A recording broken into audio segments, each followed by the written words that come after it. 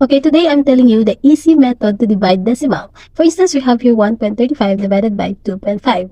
So, we're gonna write 1.35 as 135 over, we're gonna count ones, tens, hundreds. So, that will be over 100. Then, divide.